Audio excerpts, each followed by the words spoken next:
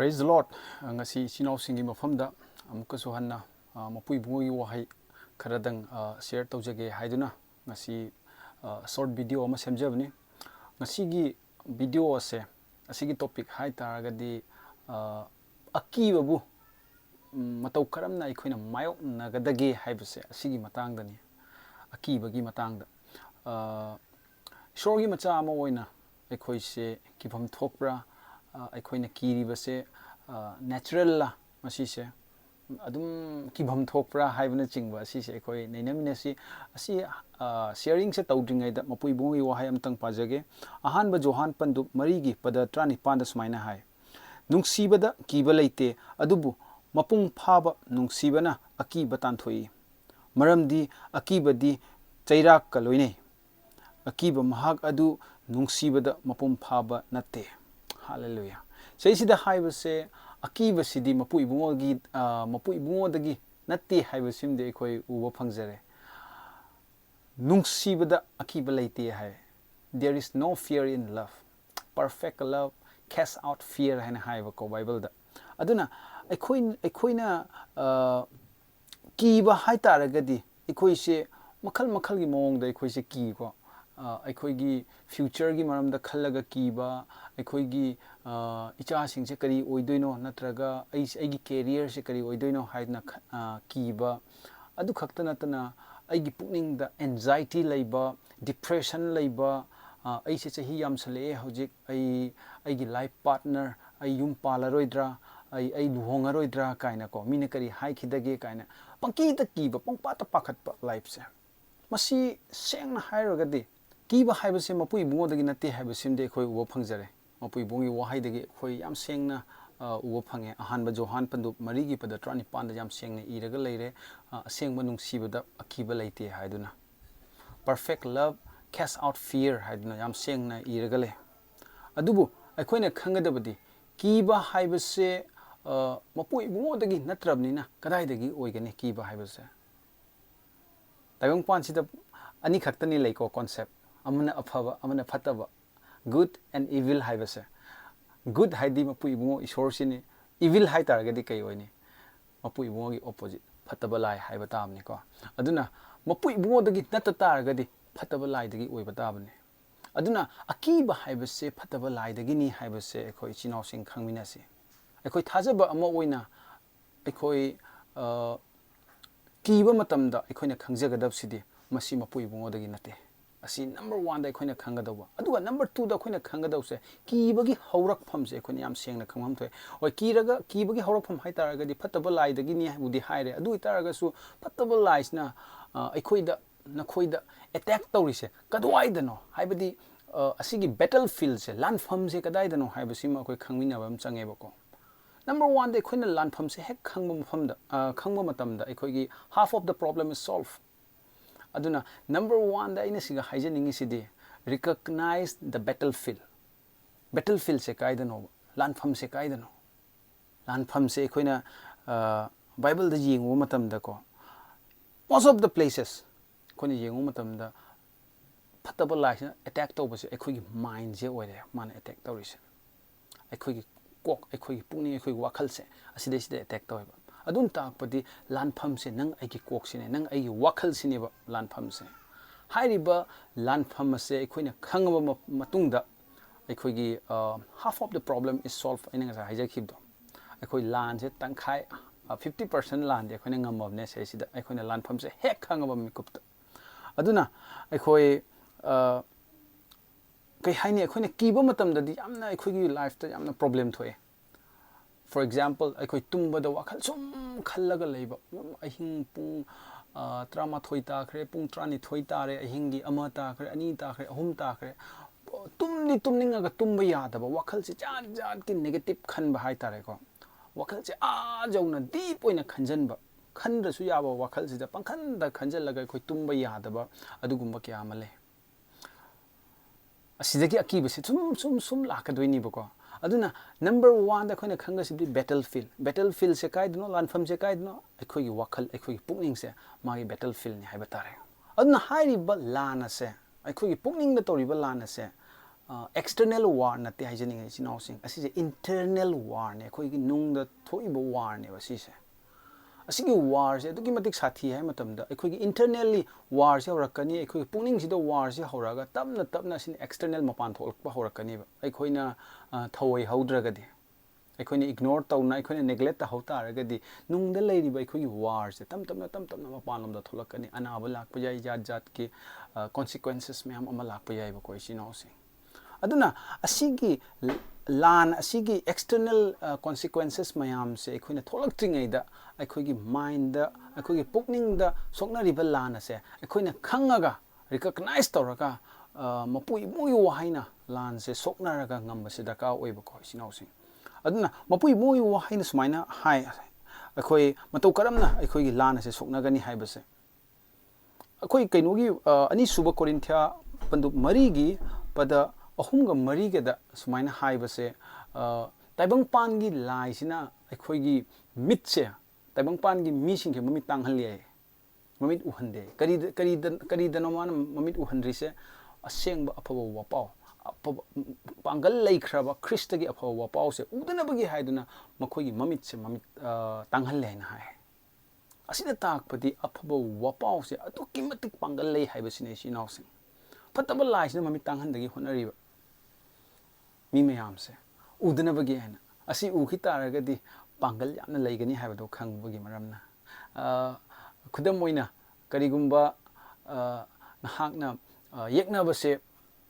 yekna boga nanga fight tawna ge na khalo ko yekna base fight tawge haitaragadi nangi khula ema thangsang ama hairage boko thangsang se yekna bana losan bai wani udana bagi hana thangsang do nanga pai khitaragadi thanglon haibani na ilai na yekna bodo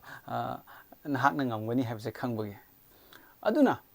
soknagadaba lan asigi chap chaba khulai haitaragadi aphaba wapau mapui bongi aphaba wapau habse karino mi khramna aphaba wapau se makhal ge aphaba wapau lei haina khalamne adubu bible gi matungina there is only one gospel aphaba wapau is a gospel haini ko gospel is a good news haiba aphaba wapau ani sudeba ama khaktani bako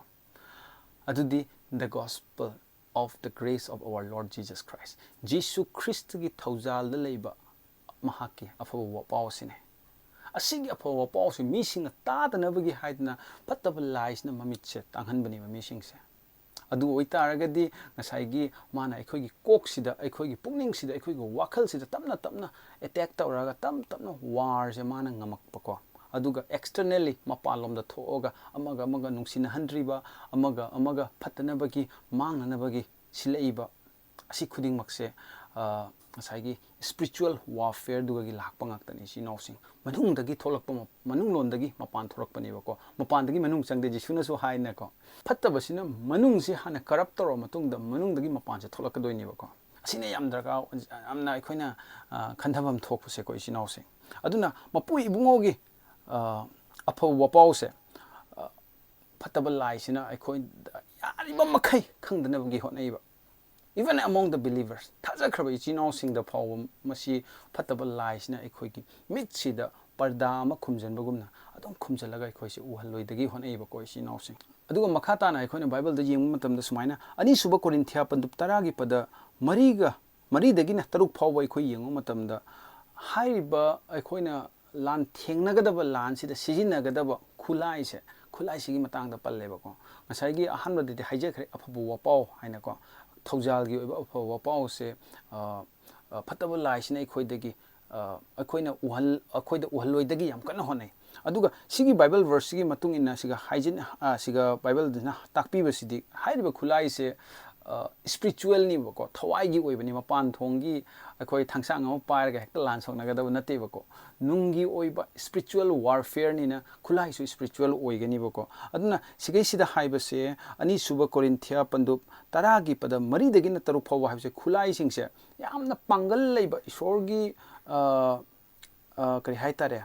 yamna mighty oiba the mighty true god haitare for pulling down stronghold yamna pangal leiba phajal laga thamamba mayamdo adu haidi nam khaiba ngamba mapui bongi pangal nebase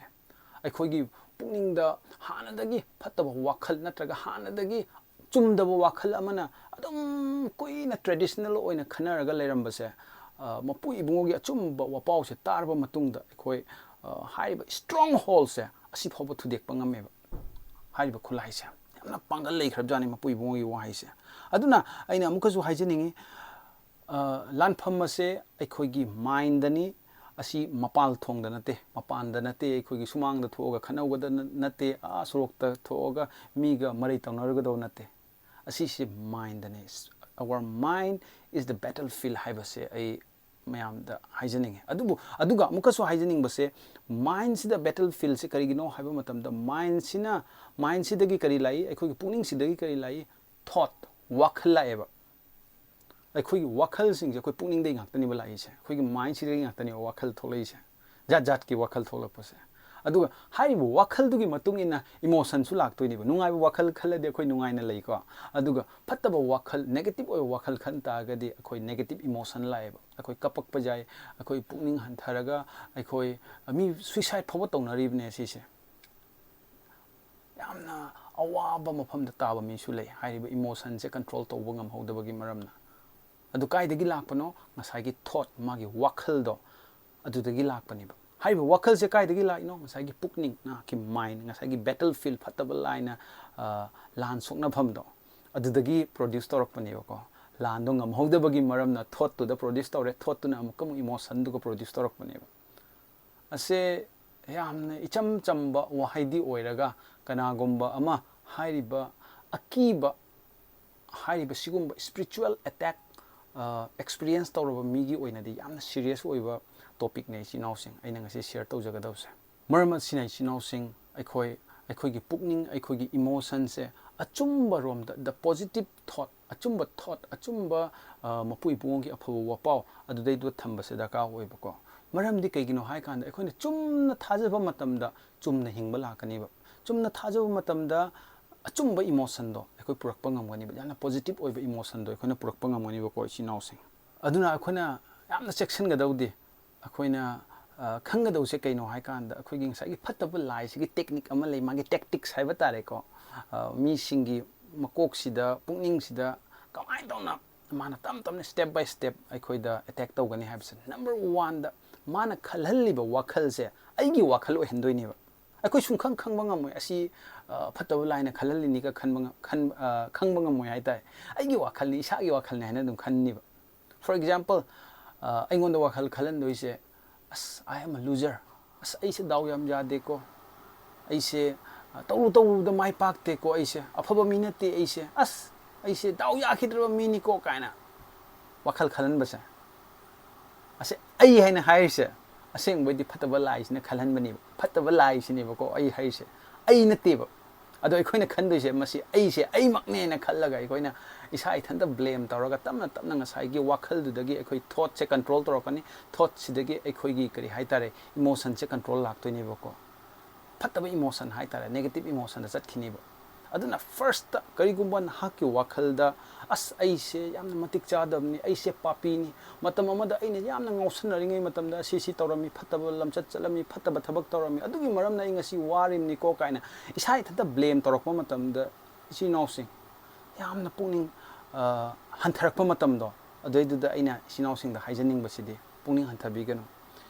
ꯅꯍꯥꯛꯀꯤ ꯍꯧꯈꯤꯕ ꯄꯨꯟꯁꯤꯗ ꯅꯍꯥꯛꯅ ꯂꯥꯟꯈꯤꯕ ꯈꯨꯗꯤꯡꯃꯛ ꯏꯕꯨꯡꯉꯣ ꯖꯤꯁꯨ ꯈ꯭ꯔꯤꯁꯇꯅ ꯀꯜꯚꯥꯔꯤ ꯀ꯭ꯔꯣꯁꯇ E ꯇꯥꯕꯤꯕ ꯃꯇꯝꯗ ꯅꯍꯥꯛꯀꯤ ꯄꯥꯞ ꯌꯥꯎꯅ ꯅꯍꯥꯛꯀꯤ ꯑꯌꯣꯜ ꯑꯔꯥꯟ ꯌꯥꯎꯅ ꯂꯣꯏꯅꯃꯛ ꯄꯨꯕꯤꯈ꯭ꯔꯕꯅꯤ ꯌꯦꯡꯉꯣ ꯄꯥꯈꯣꯟ ꯆꯠꯄ ꯄꯣꯜꯁꯦ ꯃꯍꯥꯛꯁꯦ ꯃꯤ ꯍꯥꯠꯂꯝꯃꯤꯅꯤ ꯃꯇꯝ ꯑꯃꯗ ꯈ꯭ꯔꯤꯁꯇꯤꯌꯟ ꯃꯌꯥꯝꯁꯦ ꯃꯥꯅ ꯀꯣꯏꯇꯥꯟ ꯇꯥꯟꯅꯔꯒ ꯅꯨꯡꯅ ꯊꯣꯝꯃꯒ ꯄꯔꯁꯤꯀ꯭ꯌꯨꯠ ꯇꯧꯔꯝꯃꯤꯅꯤ ꯆꯔꯆ ꯀꯌꯥ ꯃꯩ ꯊꯥꯔꯝꯕ ꯅꯨꯄꯥ ꯑꯃꯅꯦ ꯃꯥꯁꯦ ꯑꯗꯨꯕꯨ ꯏꯕꯨꯡꯉꯣ ꯖꯤꯁꯨ ꯈ꯭ꯔꯤꯁꯇꯅ ꯃꯥꯕꯨ ꯈꯟꯗꯣꯛꯄꯤꯔꯛꯄ ꯃꯇꯨꯡꯗꯒꯤꯗꯤ ꯃꯥꯁꯦ ꯌꯥꯝꯅ ꯊꯧꯅꯥ ꯐꯅ ꯁ꯭ꯇ꯭ꯔꯣꯡ ꯑꯣꯏꯅ ꯃꯍꯥꯛꯁꯦ ꯃꯄꯨ ꯏꯕꯨꯡꯉꯣꯅ ꯉꯥꯛꯄꯤꯈ꯭ꯔꯦ ꯐꯣꯔꯒꯤꯐ ꯇꯧꯕꯤꯈ꯭ꯔꯦ ꯍꯧꯖꯤꯛ ꯃꯍꯥꯛꯅ ꯍꯤꯡꯉꯤꯕꯁꯦ ꯈ꯭ꯔꯤꯁꯇ ꯖꯤꯁꯨꯗ ꯍꯤꯡꯉꯤ ꯑꯔꯤꯕ ꯄꯣꯜ ꯑꯗꯣ ꯄꯣꯜ ꯀꯧꯔꯝꯗꯦ ꯃꯥ ꯍꯥꯟꯅ ꯁꯣꯜ ꯀꯧꯔꯝꯃꯤ ꯑꯔꯤꯕ ꯁꯣꯜ ꯑꯗꯣ ꯀꯜꯚꯥꯔꯤ ꯀ꯭ꯔꯣꯁꯇ ꯌꯣꯛꯄꯤꯖꯩꯈ꯭ꯔꯦ ꯑꯗꯣ ꯃꯥ ꯊꯥꯖꯔꯒ ꯑꯅꯧꯕ ꯄꯣꯜ ꯑꯃ ꯑꯣꯏꯅ ꯍꯤꯡꯉꯛꯄ ꯃꯇꯝꯗꯗꯤ ꯌꯥꯝꯅ ꯄꯥꯋꯔꯐꯨꯜ ꯃꯄꯨ ꯏꯕꯨꯡꯉꯣꯅ ꯑꯉꯛꯄ ꯐꯪꯅ ꯁꯤꯖꯤꯟꯅꯩ ꯃꯍꯥꯛꯅ more than half of the New Testament book is written by Apostle Paul ꯃꯌꯥꯝ ꯄꯨꯝꯅꯃꯛ ꯈꯪꯅꯔꯦꯀꯣ ꯑꯗꯨꯗꯤ ꯑꯗꯣ ꯍꯥꯏꯔꯤꯕ ꯄꯣꯜ ꯑꯁꯦ ꯑꯗꯨꯃꯥꯏꯅ ꯁꯤꯖꯤꯟꯅꯈꯤ ꯑꯗꯨꯅ ꯅꯪ ꯑꯩꯁꯨ ꯄꯣꯜꯒꯨꯝꯕ ꯉꯥꯛꯇꯅꯤ ꯏꯆꯤꯜ ꯏꯅꯥꯎꯁꯤꯡ ꯑꯩꯅ ꯍꯥꯏꯖꯅꯤꯡꯉꯤꯕꯁꯦ adubu aikoina achumba identity nang aise crystal ocean khraba mikuptagidi aigi identity do change oikre hanagi phattaba mise Calvary cross ta yopi jai khre haibase asi khangminaba am change sinawsing aduna karigumba phattaba laisna adomgi wakhalda aise phattaba mini aise matik chadaba mini ane hek khalakpa mikupta no asi ai nate ai di Christ Jesuga Calvary cross ta simina khre asi di Christ Jesugi anauba dharma chenba asengma mi aduni engonda leiripse haiduna thajaba se darka oiba ko sinawsing asini aina isinawsing da haijaning base asidai sida achumba haiba ama lei aduga kari haini fact se koi maitiron da kari hai FACT fact se su achumba dum hai tare ko maitilon da de English ta hai tara ga de achumba mana truth hai fact haisina koi mitna hujik uba phangba hujik mit ta uriba poching je fact ka weba ko mit mang da thoiba mayam se hai tare asi je fact ngatani ba ado akhoi di hujik kai tawi hai kanda fact sing se mit mang da uriba mayam sin achumba ni haina dum thajaiba adubu truth haiba achumba siga fact haiba siga di khetnaiba mitna uba mayam pochai mayam sing se for example ai singasi nare doctor na report pire yamna serious anaba ma oire haire ne ko for example asi je fact neba mitna uba praman galo nana uri ni ko report to adubu that is not the truth asi achumba ni haibadi yaroiba maramdi fact can changed haiba fact se hong banaiba maramdi khrani leraga ai naramanu nataga khrani leraga ai naba phakro noi target ai fact to change oi khre anoba fact ama lei khre oi khre ko adubu achumba sidi hong banai roiba do achumba se karino achumba sida akhoi thajamine si achumba sina karino haibna Jesu Christ gi hakchang ta khiba cheifam khuding makna akhoi gi naba phai haibna Jesu Christ gi wahaina hai aduna hakchang da naba leirasu akhoi thajagadab sidi Jesu gi hakchang ta khiba cheifam khuding makna aigi naba phare haibna thajabi uba ko fact to the thajaroi siba akhoi truth to the thajasiba achumba du da thajasiba minang hak uraga doctor gi report na kari kari no khara hairaga hekta doidu da plop thajaba thamoi siba ko asi hairaina doctor da sat kanu doctor da na ba yengoi si haijaba na chade ko adum doctor da su dum consult tobiu darkar taba hidak adum chabiu adubu adudai du da depend tobiganu depend togada di ibungogi achumba du da ne sinawsing aina mayam da aina pungning thogachaning base aigi personal testimony ama hai taraga de aise matam amada yamna kirammi aise amambada satpadasu ai dum kibako adu khakta natana aise ikui drisidi hojik sudum khara sigi challenges ai struggle adum tawraga leiri adu di kaino hai matam da pungning sida hekta anxiety gumba depression gumba ko kari gumba nungai taba paw ma tarakpa matam da ai pungning se yam soga aise chak phawa chaning da ba yamna kai haini depression chatpa haitare anxiety haitare thuk laurga khong kai se teng laurga hekta ki ba pakhatpa gumba hekta taweba isa asi kadai de kino asi sorna tawhanbadi nate ko isinaw se sorna ai khoi se aduki matik nungsi haibada magi amata ngairo macha nupa do khoi gi damakta pibirim ne ba khoi gi damakta sibirim ne adu yam nungsi bai sorduna aingonda ki na hingbadi hingu cho haina di tharakpa oiroi ko adu phattaba laisna thuan bani aduna aina hariba aigi pungning se aina phattaba laisna aigi pungning sida attack tawba haure haibase aina khangjaba se daka oiba ko asi ai ngasi su struggle tawri adubu by God's grace in faith thajabada ai ngasi su declare tawri I am 100% healed phattaba laina aingonda amuk hanna laksaba ngamoy ai kidaba macha mani I'm not a child of fear I'm not a slave of fear, but I'm a child of God. Isay amasulay na ko. I'm not a slave of fear, and I'm a child of God. Aduna isinaw sing. Isinaw khuding magtaso ay napuning thawachaning ba sidi ay khoi kana amatta phattaba amambagi manay amatta oidre ngasidi ay khoi mapui bungogi punumakta nungsiba machanupi sing oirabani. Amambana mo hanang malaroi si ay khoi mangal gi machani ay khoi chatkhi chakhim famda ay khoi mangal oina already we are the light. Every now and then declare your true identity in Christ. Nang aise kanano haibase matam chupada aikhoina declare tawthoksi sinawsing. Phongdoksi chinban thong aise akiba machanate aise thongna phaba mangal gi machane aise mangal ne haibase chinausing thajaminase aingonda akiba leite aigi koksida fattaba wakhala ma hek lakum to head changa kano aigi koksiga nang mahum saba jaroi haina tanthok pataba asi yam darka hoy Martin Luther haina nupa ama lerame matam amada mahakna hairamba quote ama idum share tawjage mahakna hairamba yamna phajaba ama lei while you cannot prevent birds from flying over your head you can prevent them from building a nest in your hair no Martin Luther na hairamba se akhoi kok thakta paiba uchek mayam sing sidi akhoina lefan bangamoi bako adubu hai ba uchek sing no ai kok sida laga mahum sajalak padi akhoi nakthok pa ngamni na adu ngamdradi kaino hai adu faudi ngamni ko jinaw sing nang ai kok sida uchek mahum sajalak padi uchek mahum sawa faw dum tumin leigadra na leiroi ko kana su leiroi hane khale aduna uchek mahum di sahaloi siba fataba laisina jat jat taibang pala koiba sida gyan makhal gi makhal gi fataba paw mama ma ai kok sida thajalak pa yaiba adubu leihandaba ai kok sida do not let build its house here magi mahum se sahaloi siba ai kok sida ai kok se kana gumba magi mahum na theba ko ai kok se mapui bungogi afaba wapaw mapui bungogi nungsiba mapui bungi thawjal do khanna bai damakta mapui bunga sembiram aduna ne akhoi efficient pan dukta rukta haibado akhoi gi kok sida aran khubum gi luhub upsalo haina haibase akhoi gi mind akhoi gi pukning se protection tawna na bagini karina protection tawgani the helmet of salvation haina mapui bungo yo haina haibado aduna ichinaw sing asi ai ichinaw sing da num telapna share tawjaning base ichinaw khuding maki mathakta hena mapui bungo gi nungsiba thawjal ado